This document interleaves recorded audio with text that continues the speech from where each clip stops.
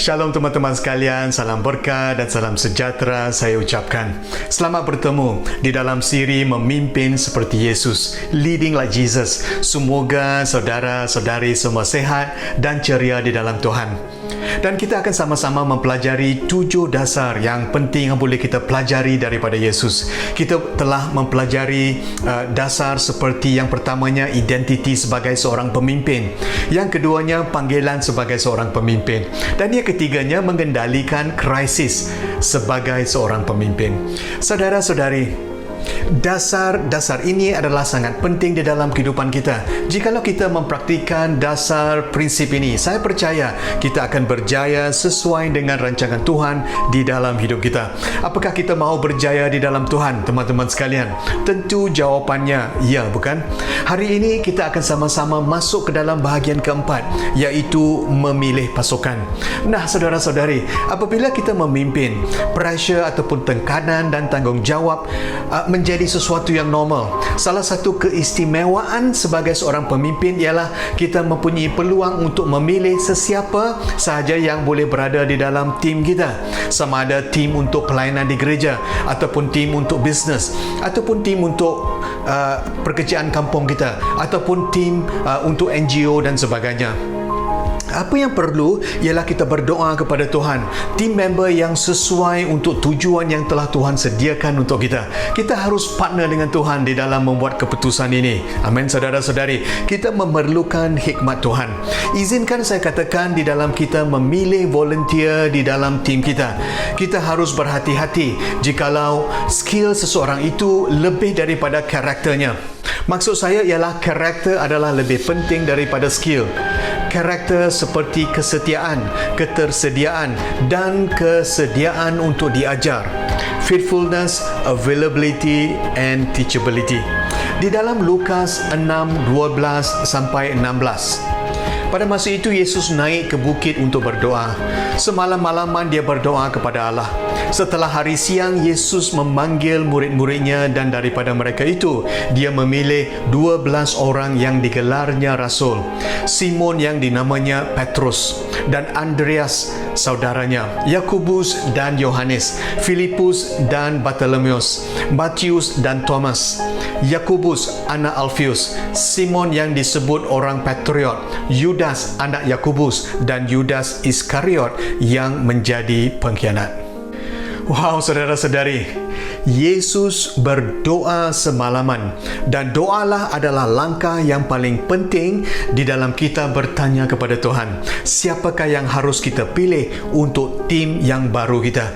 Kadang-kadang kita terlalu cepat menerima orang yang pertama yang ingin menyertai tim kita tanpa mengambil masa untuk meneliti dengan lebih mendalam.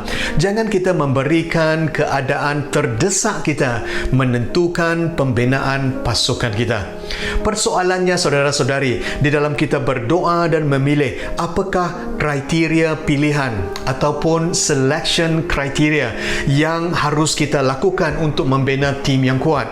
Boleh saya cadangkan 7 kriteria yang praktikal dengan saya simpulkan di dalam 7C di dalam bahasa Inggeris. Dan C yang pertama ialah karakter. Seperti yang saya katakan, karakter adalah sangat penting di dalam seseorang itu menjadi seorang pemimpin.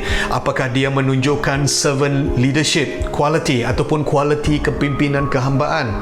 Apakah mereka boleh dipercayai dengan tugasan yang akan diberikan dan sentiasa menepati janji?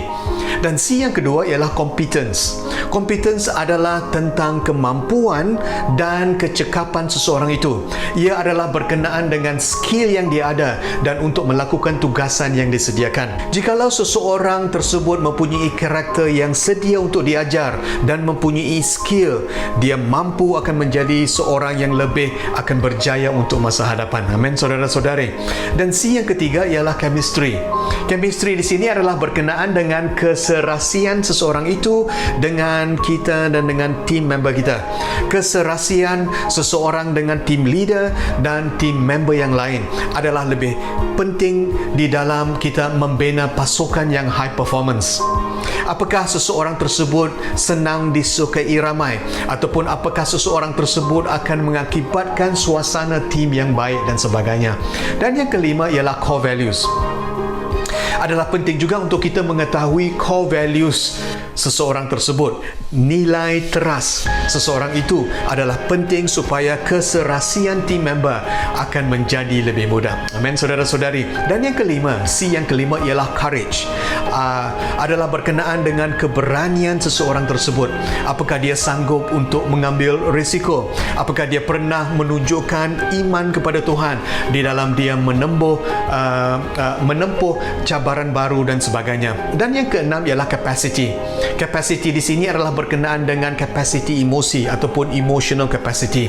Sebagai seorang pemimpin, seorang tersebut haruslah mempunyai kemampuan untuk mengendalikan stres dan tekanan.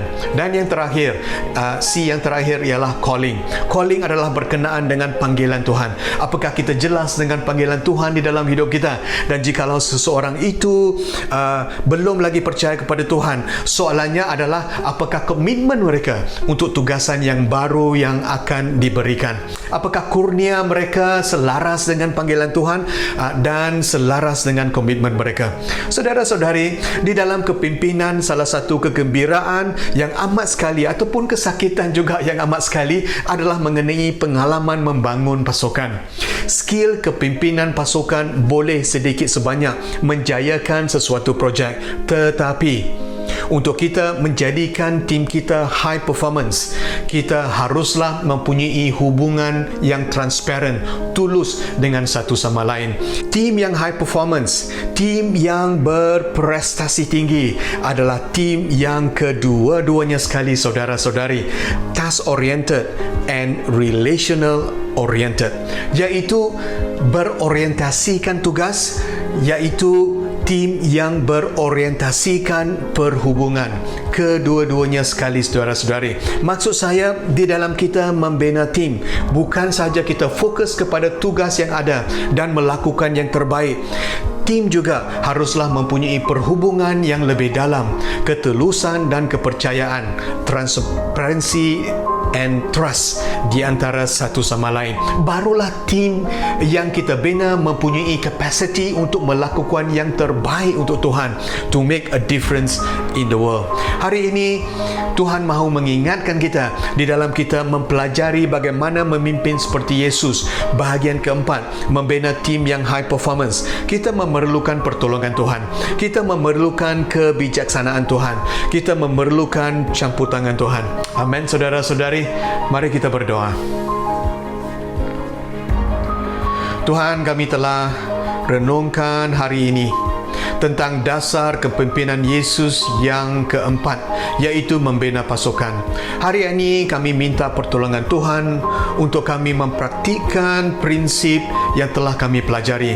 Pimpin kami di dalam kami berdoa dan memilih tim member yang berdasarkan kriteria 7C yang telah kami pelajari.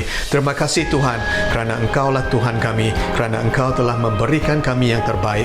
Dan semua ini kami doakan di dalam nama Yesus Kristus kami berdoa. Amin. Amin. Amin. Terima kasih saudara-saudari. Sampai kita bertemu sekali lagi. Tuhan memberkati. Shalom.